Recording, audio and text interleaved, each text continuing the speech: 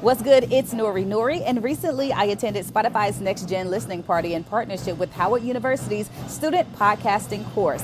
This course is centered on the 1619 Project, created by Professor and Pulitzer Prize-winning author Nikole Hannah-Jones. I also had a chance to talk to Spotify's own Kristin, Jarrett, and one of the students of the 1619 College Edition Project, Trinity. I talked to three dynamic women. I want you to check out these interviews. Trinity is up first. It's Nori from WPGC 95.5 and itsnorinori.com. Very excited to be talking to Trinity. You are a part of the 1619 Project, Howard University. It is the student edition. How are you feeling about your episode and being a part of this project, working with a Pulitzer Prize-winning investigative journalist? Like, you got all the things going on. Tell me how you're feeling about the work that you've done. I feel great. I feel amazing. I believe that this experience was such an amazing experience. I wouldn't trade it for the world. Working with Professor Nikole Hannah-Jones has been a dream. She knows how to correct us in the right way, guide us in the right way, while also giving us space to lead the project and the podcast in the direction that we wanted to. Specifically for the episode that I'm the producer of, which is Queer Seminar, we really wanted to incorporate a lot of different themes surrounding Black queerness and also the experience of Black Americans in slavery. So this experience has just been great, being able to have her guidance, but also being able to bring this kind of niche topic to the scene and to this podcast. You know, I'm excited about the work that you've done, the light that you're shedding. It's like, shine a light on them. You're like, I did. What did you learn about yourself the most throughout this project? I think I learned that I can be a leader. As the producer, I kind of had to not only guide the vision of our podcast episode, but also, edit and also work with other people and also make sure we're meeting our deadlines and like all of that. So wearing different hats and being able to step into different spaces while also, just leading with compassion and just being there for my teammates, my group mates, was definitely a part of this experience. So. What are you looking forward to the most tonight? You're taking the stage, you're going to share your story, you're talking stories and narratives. What are you looking forward tonight? What do you want the audience to take away from you? I'm definitely looking forward to the panel tonight, which I'm going to be on. I'm excited to speak on the panel. What I want people to take away from tonight is just the expansiveness of the Black experience. The podcast episodes that we're covering, or that we'll be listening to tonight, cover a lot of different areas that the mainstream media may not necessarily talk about, especially in relation to the enslavement period. So I want people to come into this with an open mind, with open hearts, and to just be willing to learn something new and expand your mind about what it really means to be Black and to be Black in this day and age. Well, I can't wait for this experience tonight. You look beautiful. You're ready to take the stage. You have all the things you need to be amazing. Yeah. And so I love that for you. So thank you. Thank you for taking the time out and doing this interview with me. I appreciate you. You have been killing it. Like, you're out here disrupting society in the best way, telling whole truths. And people are upset about this in some capacity, but it's just so refreshing to see your work from the 1619 Project to NextGen with Spotify and to impacting scholars on campus. How are you feeling about your work and your accomplishments? That's an interesting question. I feel excited about tonight.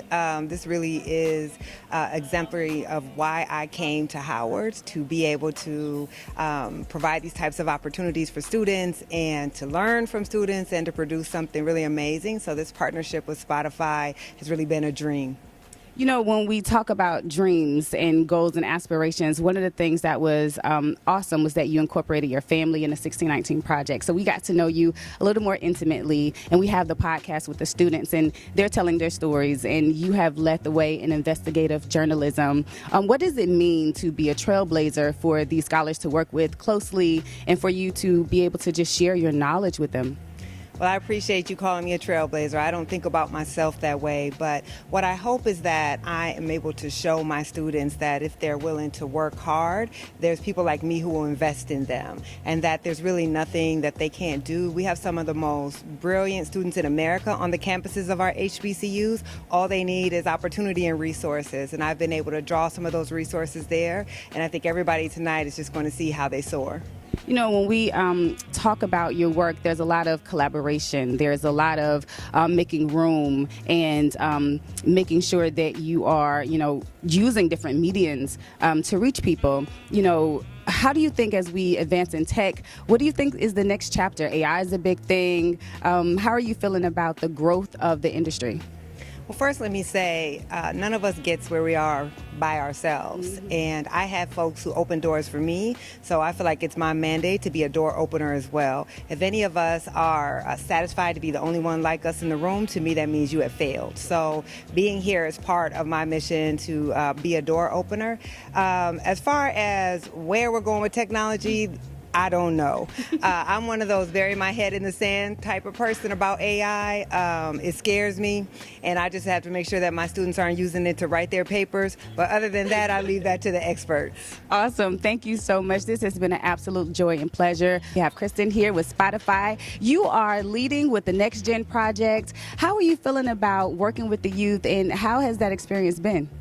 It's been fantastic. I mean, NextGen is really about inspiring the next generation of young storytellers, and we've been able to do that through NextGen, and it's really been exciting collaborating with Nikole and watching the students bring their stories and bring them to life through audio. So it's been a really exciting collaboration, and really watching them take the lead on the project. They really led this work, and we just provided support and guidance. So it's been it's been a dream collaboration for sure. Yeah. I think one of the things that is exciting about the work that Spotify is doing is that you all lead in innovation, making sure that the scholars and the next generation have everything that they need, like you said, all of the tools. What made Howard stand out to you throughout this process and this campus and this HBCU? Because Howard is always in the mix. Oh, yes. And I think to your point, right, Howard is always in the mix. It's the Mecca, right? It's some of the most brilliant, talented students in the world, right? Like not just DC or in HBCUs or the country, the world. And we know that. And so we wanted to get an opportunity to tap into that talent source.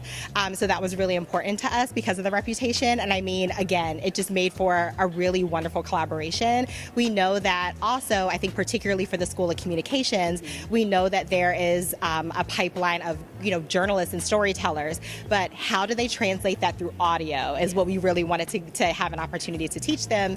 And so, to your point, it was providing them with tools, right? So here is a recorder, here are some headphones, here's a microphone, and let's see what happens, and providing them some guidance. So it was a really wonderful semester, and I mean, they just took to it because I think they have some of those natural talents already. When we talk about the 1619 project, it has been one of those that it's hit and impacted everyone. There is is multi-generational. That's what I love about it. And it's broken down into different categories of blackness, of our excellence that I love.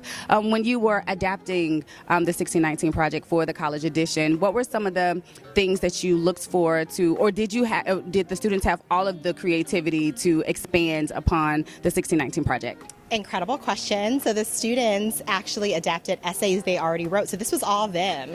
So they wrote essays previously, and they chose topics that were inspired by the original 1619 project. And so the students got to vote on essays, the topics that really resonated with them.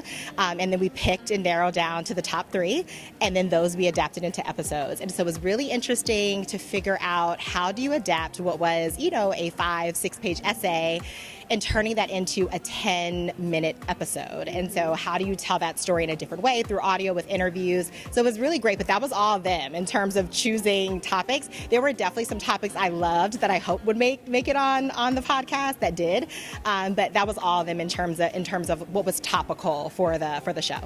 Well, we are excited to be here on Howard's campus, here with Spotify, with NextGen, with the 1619 Project Student Edition. And so I can't wait to get some more behind the scenes of what's happening. Kristin, thank you for your time. Thank you for the work that you're doing and just being a part of history. We really appreciate you. It's Nori from WPGC 95.5. It's norinori.com. All the 1619.